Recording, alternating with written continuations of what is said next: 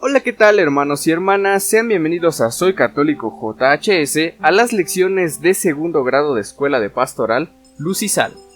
El día de hoy vamos a escuchar la lección número 32, titulada Unción, Esperanza de Triunfo. La vida cristiana es preparación a la muerte. Por la palabra muerte, entendemos la extinción de la vida en el cuerpo, producida por la separación del alma, y esto viene a suceder cuando el cuerpo ya no está en condiciones de conservar la vida, en virtud de que ha cesado su adaptación a ella.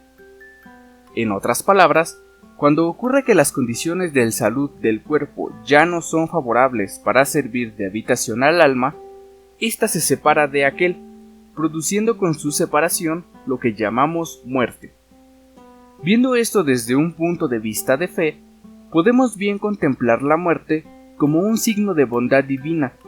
En efecto, si el alma que tuviera que soportar más allá de este punto, en vida, contemplaría el hombre su propia desintegración física, lo que nunca ha sido soportable ni por los parientes. Algo semejante ocurre cuando un dolor físico o moral nos llega a un punto inaguantable. El hombre pierde la conciencia y se desmaya, lo que no es otra cosa que un estado de descanso que permite la recuperación física, por la cesación temporal del sufrimiento. Si de manera simultánea contemplamos a los ojos de la fe que el alma, cuando ha llegado a las condiciones requeridas por una vida en este mundo cargada de frutos, pasará a otra mejor, en la que habrá de recibir de acuerdo con sus méritos. La muerte, lejos de constituir un mal, es el principio de todo bien. La Santa Biblia nos hace saber que la muerte no es el destino original del hombre, que había sido creado para la incorruptibilidad. Génesis capítulo 2, versículo 16. Y Dios impuso al hombre este mandamiento: de cualquier árbol del jardín puedes comer, mas del árbol de la ciencia, del bien y del mal no comerás, porque el día que comieras de él, morirás sin remedio. También nos enseña que por el pecado entró la muerte a la vida del hombre. Génesis capítulo 3, versículo 19. Con el sudor de tu rostro comerás el pan, hasta que vuelvas al suelo, pues de él fuiste tomado, porque eres polvo, y al polvo tornarás. Esto mismo lo expone el libro de la Sabiduría, capítulo 1, versículos 12 y 13. No os busquéis la muerte con los extravíos de vuestra vida, no os atraigáis la ruina con las obras de vuestras manos, que no fue Dios quien trajo la muerte, ni se recrea en la destrucción de los vivientes. Y más adelante afirma, capítulo 2, versículos 23 al 24. Porque Dios creó al hombre incorruptible, lo hizo imagen de su misma naturaleza, mas por la envidia del diablo, entró la muerte en el mundo, y la experimentan los que le pertenecen. La muerte es, pues, consecuencia del pecado. Pero ¿cómo explicar la muerte del justo? La respuesta nos las da el Salmo 49. Pero Dios rescatará mi alma, de las garras del infierno me cobrará. Más clara fe, meritoria porque el salmista reconoce que no tiene idea clara de lo que cree, aparece en el Salmo 73. Pero a mí, sin cesar junto a ti, de la mano derecha me has tomado, me guiarás con tu consejo, y al fin en la gloria me recibirás. Son expresiones claras de la fe en una vida futura y superior, que poco a poco va siendo más precisa. Muchos de los que duermen en el polvo de la tierra se despertarán, unos para la vida eterna, otros para el oprobio, para el horror eterno. La inmortalidad del alma es objeto de la fe y la esperanza para quienes temen al Señor. Aunque a juicio de los hombres hayan sufrido castigos, su esperanza estaba llena en inmortalidad. Por una corta corrección recibirán larga recompensa. Los justos, en cambio, viven eternamente, y en el Señor está su recompensa y su cuidado en el Altísimo. Todo esto desemboca en una acción positiva en favor de los difuntos, que muestra con precisión la fe y la esperanza en una vida eterna y de gloria después de estas miserias. Después de haber reunido entre sus hombres cerca de 2000 dracmas, los mandó: Judas Macabeo a Jerusalén, para ofrecer un sacrificio por el pecado, obrando muy hermosa y noblemente, con el pensamiento puesto en la resurrección, pues de no esperar que los soldados caídos resucitaran, habría sido superfluo y necio rogar por los muertos. Mas si consideraba que una magnífica recompensa está reservada a los que duermen piadosamente, era un pensamiento santo y piadoso. Por eso mandó hacer ese sacrificio expiatorio en favor de los muertos, para que quedaran liberados del pecado. Cristo nuestro Señor añade a todo este cúmulo de conceptos la seguridad de la resurrección en una vida perdurable, por medio de la adhesión a Él. Juan capítulo 5, versículo 24. En verdad os digo, el que escucha mi palabra y cree en el que me ha enviado, tiene vida eterna y no incurre en juicio, sino que ha pasado por la muerte a la vida. Y añade la aparente contradicción a los principios del mundo en esto de salvarse. Lucas capítulo 9, versículo 24. Porque quien quiera salvar su vida la perderá, pero quien pierda su vida por mí, ese la salvará. Pero esa adición, esa fe, esa esperanza, deberán tener su manifestación en la vida y las obras. Mateo capítulo 7, versículo 19.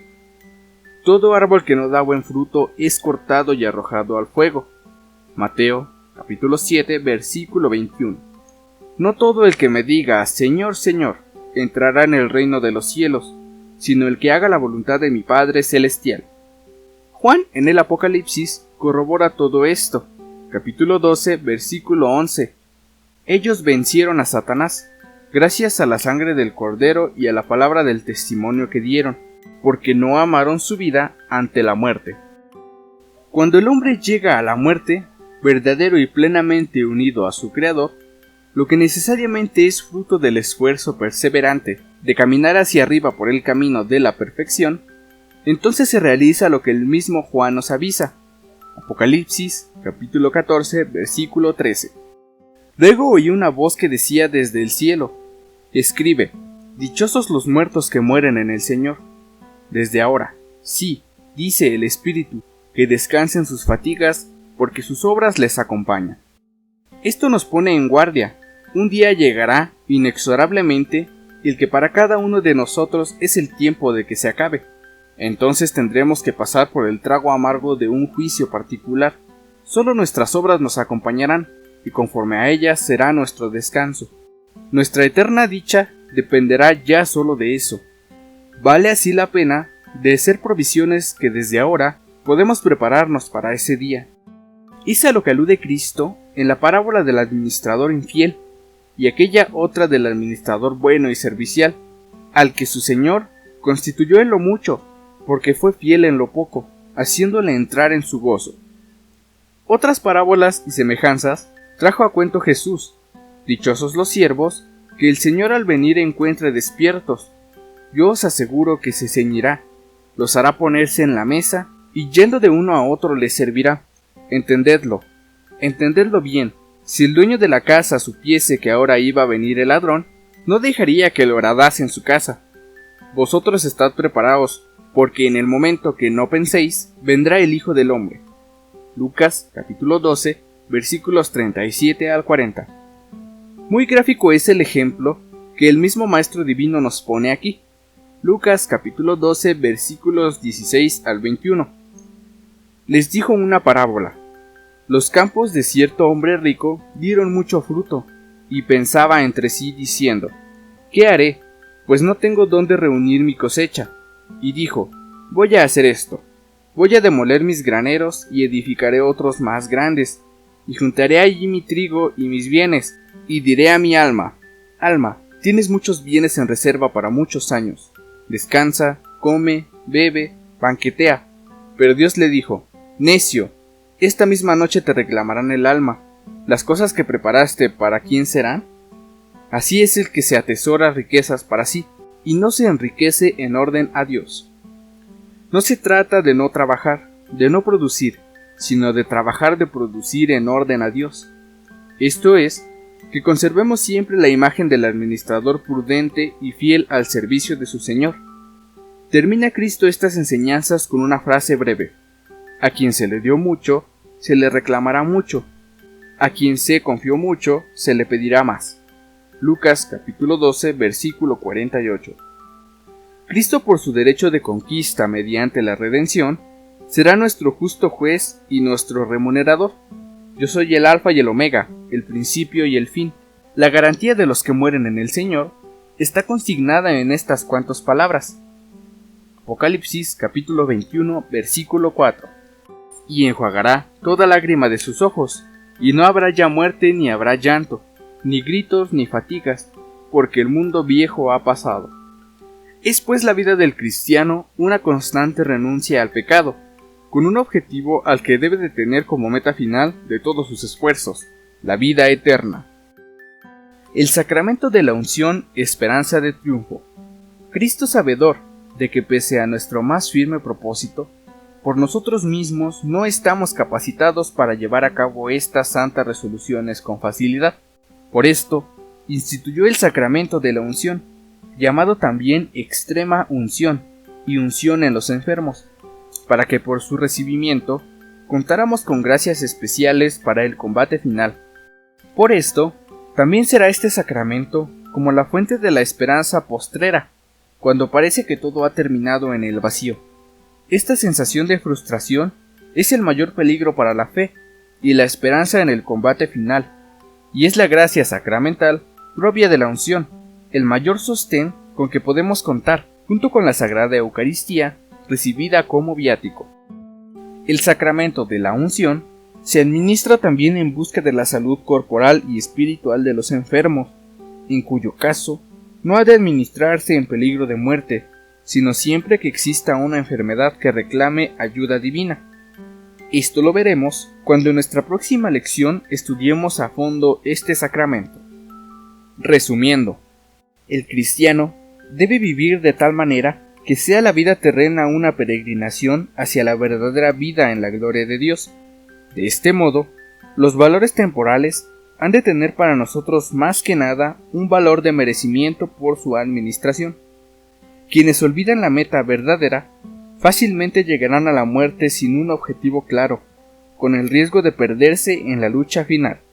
Por el sacramento de la unción obtendremos las gracias para esto. Reflexiones personales. Nosotros somos ciudadanos del cielo, de donde esperamos como Salvador a nuestro Señor Jesucristo. El siervo bueno y fiel ha sido fiel en lo poco, te pondré por eso enfrente de lo mucho, entra en el gozo de tu Señor. Resolución. Con tu gracia, Señor, en adelante miraré todas estas cosas, no como mías, sino como tuyas, y a mí como tu administrador. Bueno, hermanos, aquí terminamos la lección número 32, espero que les haya gustado, que les haya servido. Nos vemos en la próxima lección. Mi nombre es Cristian Camacho para Soy Católico JHS, Luz y Sal.